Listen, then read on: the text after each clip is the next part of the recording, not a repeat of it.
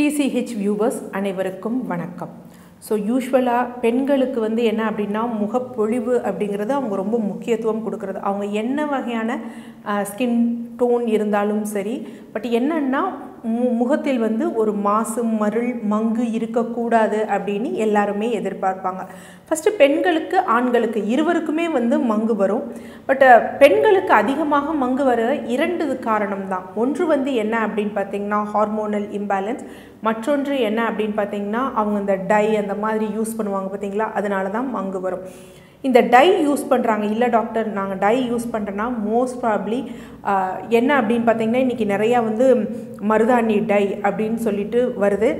போட்டால் வந்து முடி வந்து கருப்பாகுங்க. எந்த ஒரு இதுவும் மருதாணியை போட்டால் முடி வந்து கருப்பு ஆகாது. ஸோ அதோட சில கெமிக்கல்ஸ் சேர்த்துருப்பாங்க. ஸோ அந்த மாதிரி கெமிக்கல்ஸ் இல்லாமல் கெமிக்கல் ஃப்ரீயாக கொஞ்சம் கெமிக்கல் கம்மியாக அட்லீஸ்ட் இந்த சல்ஃபேட் போன்றவை வந்து அமோனியா போன்றவை இல்லாமலாவது வாங்கி யூஸ் பண்ணி பயன்படுத்தணும். இல்லை நார்மலாக வந்து இன்றைக்கு நம்ம யூஸ் பண்ணக்கூடிய அந்த அவுரிச்சாறு இல்லை மருதாணிச்சாறு கொஞ்சம் டைம் வந்து எடுத்துக்கிட்டாலும் நமக்கு பெருசாக வந்து ஹார்ம்ஃபுல் எஃபெக்ட் இருக்காது. இந்த அவுரிச்சாறு சேர்க்கும் பொழுது கூட நம்ம கொஞ்சம் பார்த்துக்கணும். அவுரிச்சாறு சேர்க்கும்போது நமக்கு அரிப்பு ஏதாவது ஏற்படுதா, முகத்தில் நிறம் மாற்றம் ஏற்படுதா, பார்வையில் ஏதாவது பிரச்சனை ஏற்படுதா போன்றவை ஏற்பட்டது அப்படின்னா அவுரிச்சாறு சேர்ப்பதையும் தவிர்த்திடணும். சரி, ஏதோ ஒன்று நான் அவசரத்துக்கு நான் டை போடணும், ஆனால் எனக்கு பெருசாக எதுவும் பண்ணக்கூடாது அப்படின்னா என்ன பண்ணணும், நீங்கள் யூஸ்வலாக டை அப்ளை பண்ணிவிட்டு பாதாம் பேஸ்ட்டை நெற்றிகளில் அப்ளை பண்ணலாம். இல்லை வேசலினா அப்ளை பண்ணிவிட்டு வந்தோம் அப்படின்னா அந்த போட்டிருக்கும் நேரம் வரைக்கும் நம்ம அப்ளை பண்ணிவிட்டு பின்னாடி ரிமூவ் பண்ணிட்டோம்னா அது மைக்ரேட் ஆகி கீழே இறங்கி இந்த எம்டி ஸ்பேஸில் வந்து இறங்குவது வந்து நிற்காது. ஸோ அப்போ வந்து என்ன அப்படின்னா நமக்கு அதனால் வந்து அந்த நிறம் மாற்றம் இருக்காது. அடுத்து ஹார்மோனல் இம்பேலன்ஸ். யூஸ்வலாக பெண்களுக்கு மாதவிடாய் நிற்கும் காலங்கள்லேயும் சரி, இல்லை ஏனைய காலமான அவங்களுக்கு கர்ப்பப்பை சம்பந்தமான பிரச்சனைகள் இருக்குது, கர்ப்பப்பையில் கட்டிகள் இருக்குது, அடினோமயோசிஸ் இருக்குது போன்ற பிரச்சனைகளாலேயும் போஸ்ட் மெனோபாசல்லையும் பெண்களுக்கு வந்து யூஸ்வலாக வந்து மங்குகள் ஏற்படும். போஸ்ட் மெனோபாசல் அப்படின்னா கொஞ்சம் நாள் செல்ல அது சரியாயிடும்.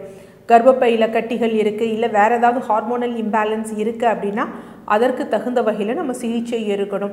வேறு ஏதாவது ஹார்மோனல் மாத்திரைகள் சாப்பிட்டாலும் மங்குகள் ஏற்படும். அப்போ அந்த மாத்திரைகளை வந்து நம்ம கைவிட்டோம் அப்படின்னா அது மறைஞ்சு போயிடும்.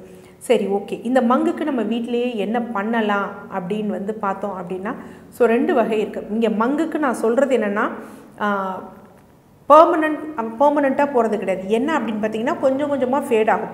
இந்த மங்கு அப்படிங்கிறது நமக்குள்ளே இருக்கிறத வந்து வெளியே தான் பிரதிபலிக்குது. ஸோ நான் இது சொல்கிறது என்ன அப்படின்னா ஹோம் ரெமடி அப்படியே கொஞ்சம் ஃபேட் ஆகுது. ஸோ சப்போஸ் இதில் வந்து உங்களுக்கு மங்கு போயிடுச்சு அப்படின்னா உங்கள் நோய் போயிடுச்சு அப்படிங்கிற அர்த்தம் கிடையாது. அதற்கு தகுந்த வகையில் வந்து நம்ம எடுத்துக்கணும்.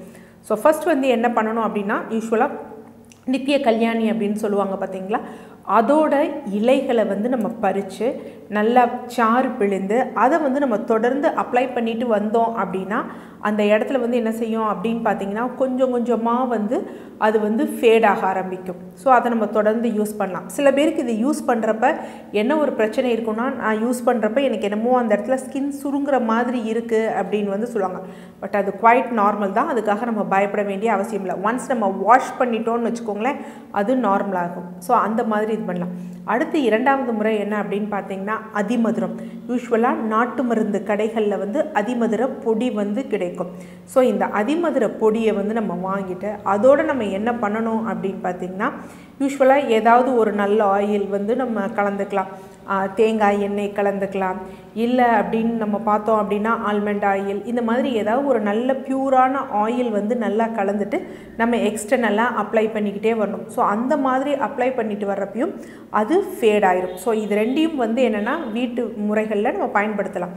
யூஸ்வலாக ஸ்கின் கொஞ்சம் நல்லா க்ளோயிங்காக இருக்கணும், இந்த பிக்மெண்டேஷன் குறையணும் அப்படின்னா நம்ம நார்மலாகவே கேரட் ஜூஸ் எடுத்துக்கலாம். ஸோ இந்த carrot juice general blood purifier. அதே மாதிரி இந்த நித்திய கல்யாணியோட இலை சாறு அல்லது அதிமதுர தூள் எக்ஸ்டர்னலாக அப்ளை பண்ணுறது அந்த மங்கை வந்து ஃபேடாக தான் செய்யுமே தவிர கம்ப்ளீட்டாக வந்து க்யூர் பண்ணாது. ஸோ கம்ப்ளீட்டாக க்யூர் பண்ணணும் அப்படின்னா உங்களுக்கு என்ன காரணம் இருக்குது அப்படின்னு பார்த்து அதற்கு தகுந்த வகையில் சிகிச்சை செய்தீங்கனாலோ, இல்லை இந்த மருந்துகள் எடுக்கிறதுனால தான் நமக்கு மங்குகள் ஏற்படுது அப்படிங்கிற ஒரு புரிதல் உங்கள் மருத்துவரிடம் கேட்டு நீங்கள் புரிஞ்சுட்டு அந்த மருந்துகளை நீங்கள் கைவிடும் பொழுது கண்டிப்பாக வந்து என்ன அப்படின்னு பார்த்தீங்கன்னா மங்குகள் வந்து ஏற்படாது, மறைந்தும் போயிடும். நன்றி.